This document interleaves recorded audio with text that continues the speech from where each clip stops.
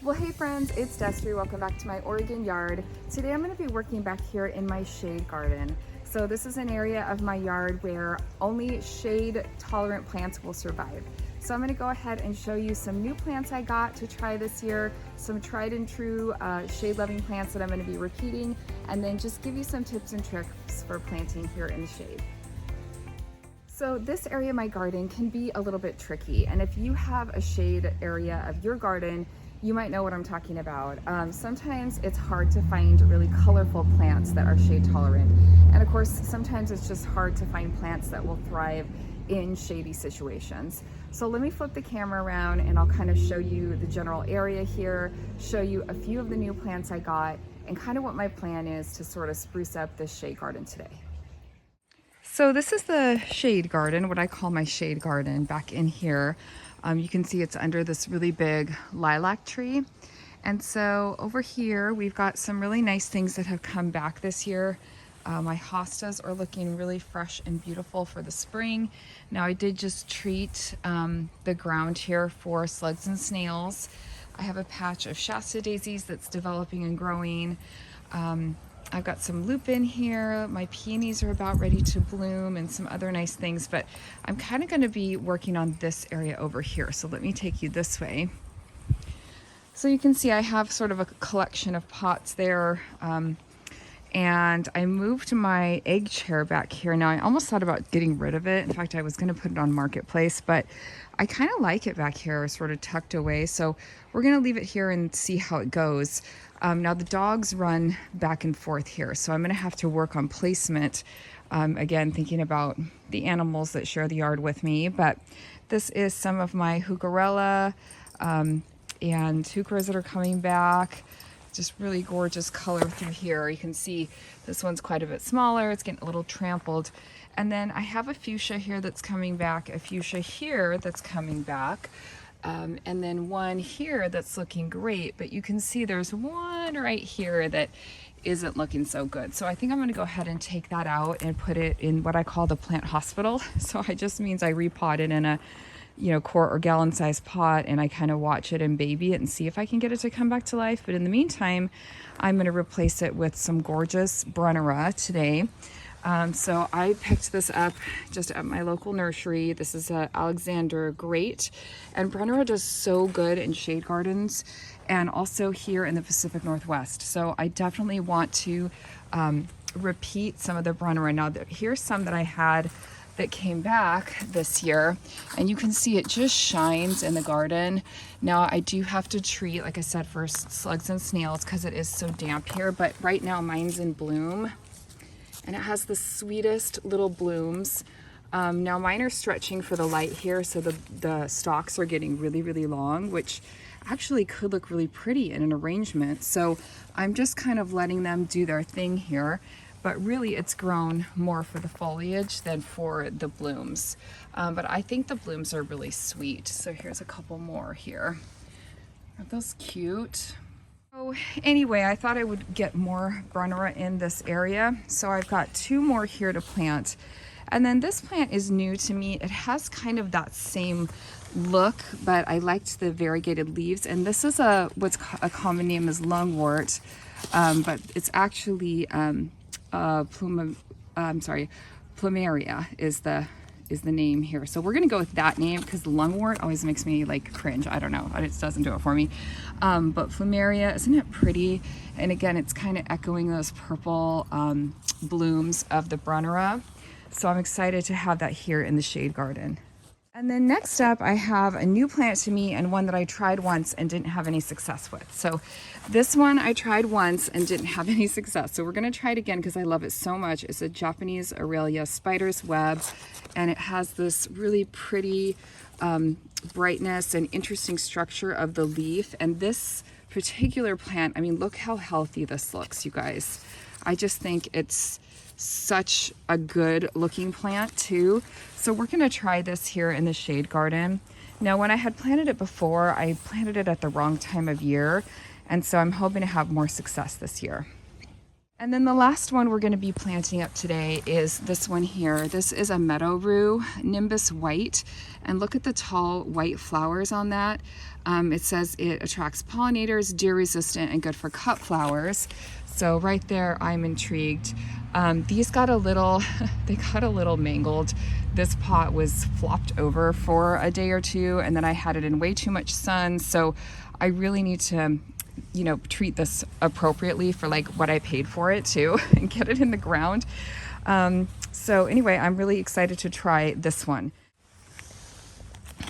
Now it does say that it is a sun to part shade, and this is a pretty shady spot. So again, I might work with placement here, and like I might switch those two depending. I think this area probably gets a little bit more sun. So anyway, I'm just gonna get in here and get a couple of these new plants in the ground, and I'm excited to see how this little shade area develops. So some other things I have back here for shade. I did plant this Japanese maple last year. It's just a little vine maple, but it has come back beautifully, and it's looking really good back here. This way I have some really beautiful ferns. They get some part shade here, and they have come back really nicely. And then I did have some hyacinth, but those are all done there. And then this gets a lot more sun, but this is my stand of columbine this year, you guys, and isn't it stunning? I'm just so happy with it. You can see it is starting to spread. It spreads via seed. Now this is not necessarily a shade plant. I just thought I'd share it with you because it's so beautiful today, just in the sunshine here, but it does need more sun, but it will spread by seed, which, you know, so you have to kind of think about that if you decide to plant it. Back here we have a Jacob's ladder. Jacob's ladder is another pretty one for shade. I was wondering if I could maybe divide this plant, but I think it's still too immature. But I definitely would be interested in getting another one of the Jacob's ladder this year. They're really pretty interested in the shade garden. And then another hosta here. This is the Daphne. And then over here, I wanted to show you actually my other rue. So this one is a different kind of rue, but I love the foliage of this kind of plant. Now I had two of these and one died. I think the dogs peed on it. Honestly, I think the dogs were lifting their legs on it. But here's my healthy looking one. So rue is a really pretty foliage, I think, for cut flowers and just for like your garden landscape. All right, so the first thing I'm gonna do is take out this fuchsia. Now I'm gonna try to get some of the root ball. I don't think that the main part of the plant is dead. That's just my guess. So if I can get it out by the roots, I might be able to, yeah, kind of baby it a little bit and see if I can get it to come back. So here it is. So I'm just gonna set that aside. And then I think in its place, I am going to put, oh, this is the moment of truth here. I think I'm gonna put one of the, I think I'm gonna put the spider's web, you guys. I think I'm gonna put that one here. Just trying to decide if I want something, you know, tall but I kind of want something just medium. And that spider's web is, I would say, medium. Now I'm gonna grab my bigger shovel here.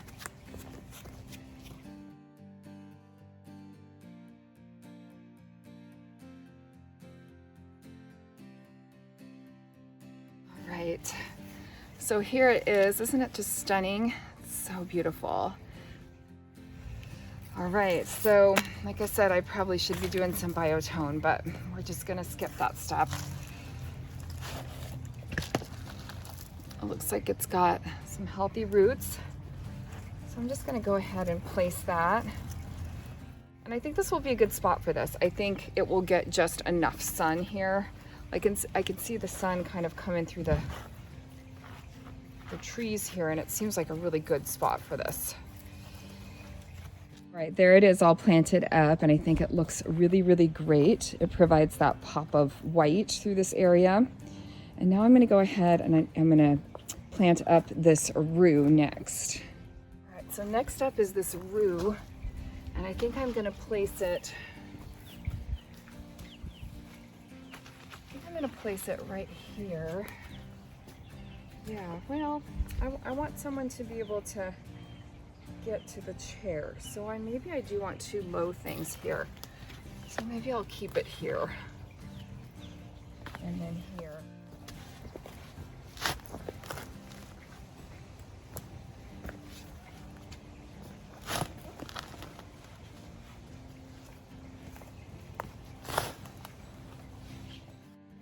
And a rock. Big old rock. And a root right where I want to be. God, it's a huge root too, darn it. Well, the ground is definitely wet back in here. We'll give it that. That's deep enough.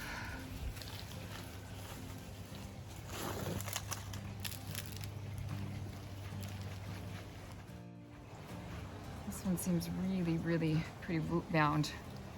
So I'm just kind of breaking up the root structure a little bit before I place it. And I think it will like this moist spot. It feels a little dry.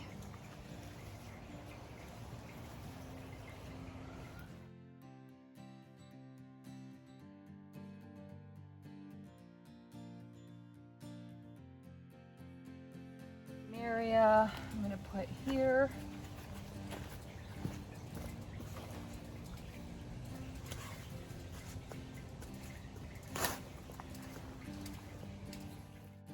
I was actually inspired to plant the plumeria when I went to the Oregon garden recently. I saw drifts of this plumeria and it was so stunning.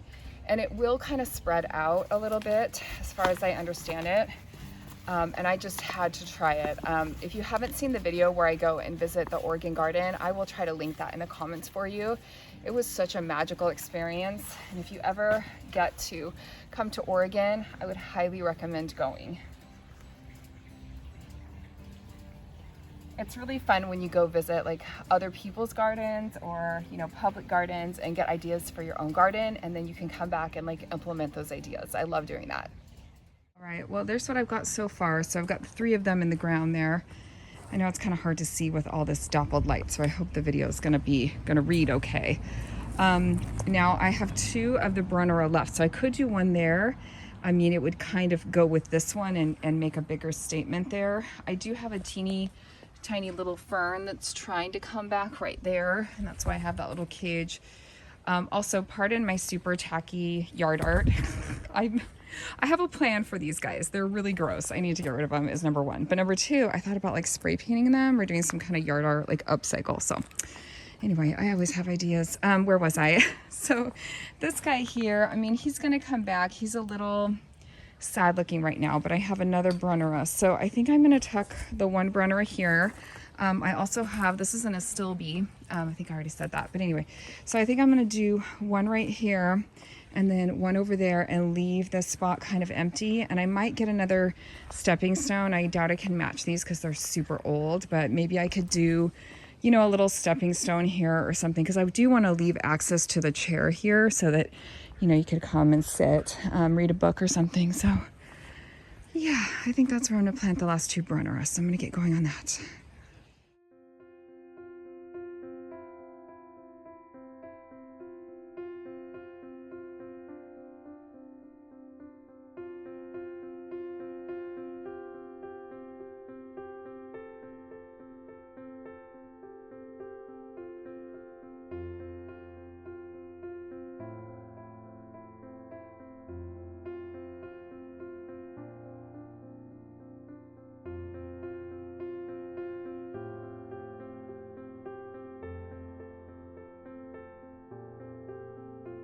All right, friends, well, here is how everything turned out today. You can see I added more of the Brunnera there to create sort of a larger patch of that. And I've got the spider web plant there, just shining in a sunny spot right now. I've got the rue, which I'm hoping will bloom for me with some really pretty, like just delicate foliage here. And then we have the plumeria, so pretty there with the variegated leaf. Hoping this guy will come back. If not, I'm gonna replace that one too. I know my fuchsia will come back. I know these 3 fuchsias will bounce back and be prettier as it gets warmer. But you can see here's that same variety that's looking a little better and more healthy than this other one. So maybe replace that. This thing's gorgeous. And then I've got the other Brunera here, the Astilbe. Still watching that one. Again, grew up from rhizome, so we'll see.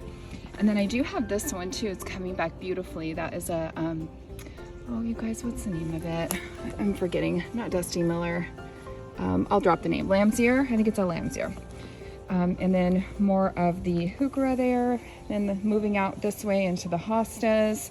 Got a few container things, some elephant's ear and some of the twirly whirly grass, some more Dusty Miller back there in containers. So yeah, I think that this area it's just looking so good. I actually really like the chair back here too. I think it's working for me. I'm glad I didn't sell it or get rid of it.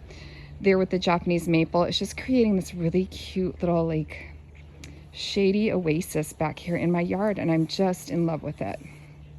Side note, always have ideas, but I did get these two really big containers, and I was kind of wishing and hoping and thinking about doing a like a pond or something. I don't know, stay tuned. So we'll see. That's what those are for. So we'll see if I can put that on my to-do list maybe this summer.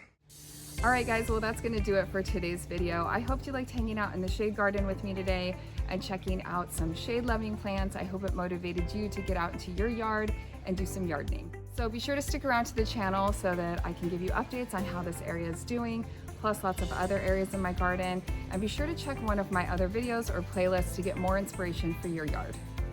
Thanks again so much for watching and subscribing. If you need me, I'll be doing some gardening. I'll see you next time. Bye.